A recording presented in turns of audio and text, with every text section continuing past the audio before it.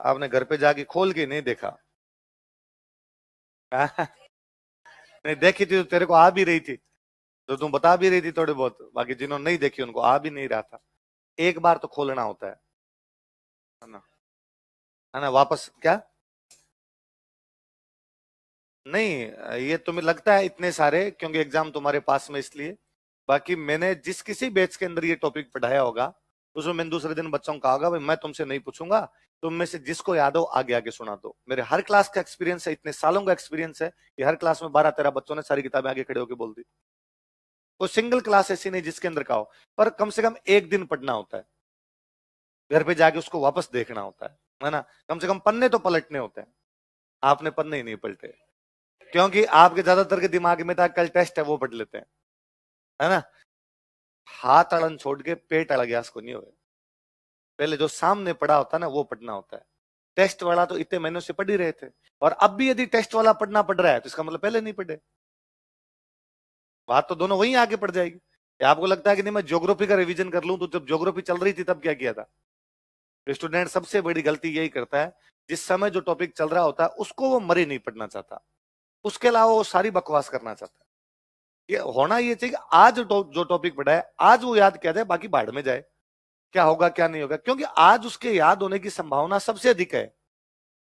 कल आप याद करोगे टाइम लेगी, परसों याद करोगे और टाइम लेगी, तरसों याद करोगे और ज्यादा टाइम लेगी। आप उसी दिन पढ़ लेते हो, सबसे जल्दी याद होती है। पर आपके साथ ये भयंकर समस्या है। आपको जब इकोनॉमी पढ़ाई जाती है तब आप घर पे इकोनॉमी नहीं पढ़ते, आपको पुरानी ज्योग्राफी का रिवीजन कर रहे होते हो, फिर थोड़े दिनों में आपको लगता है इकोनॉमी में मुझे कुछ ही नहीं आता। इसलिए टेस्ट टेस्ट होना ही था, अपने हिसाब से टेस्ट होता। इतने दिनों तो हमारी तैयारी की हुई थी, उसके आधार पे कर देते हम।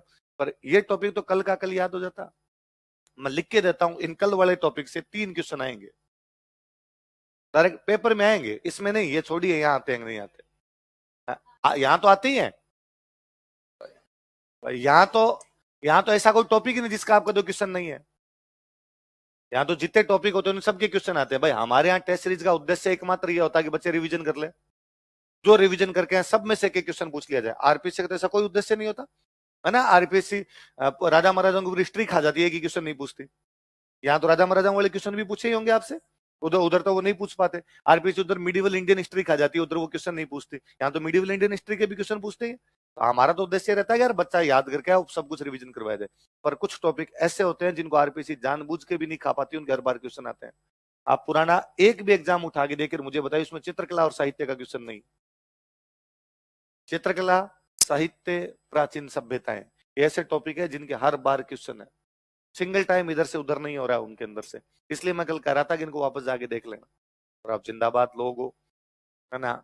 अब आपको आज मैं पढ़ा दूंगा, फिर आपको लगेगा मंडे को जो टेस्ट है वो पढ़ लेते हैं, ये वाला तो हो ही जाएगा। तो ये वाला कब होगा? इसको पढ़ने के लिए टाइम कब मिलेगा? और ये ऐसे टॉपिक है, आप 3 दिन, मैं कहता हूं 3 दिन मत पढ़ो, 3 दिन बाद में आपको ये भी नहीं समझ में आएगा कि चित्रकार है किताब का नाम है। उनके अंदर ही आप तो कंफ्यूज होते घूमोगे, तो थोड़ा उसी दिन पढ़ लिया करो यार, ठीक रहता है। चलो आगे पढ़ते हैं। कुछ राइटर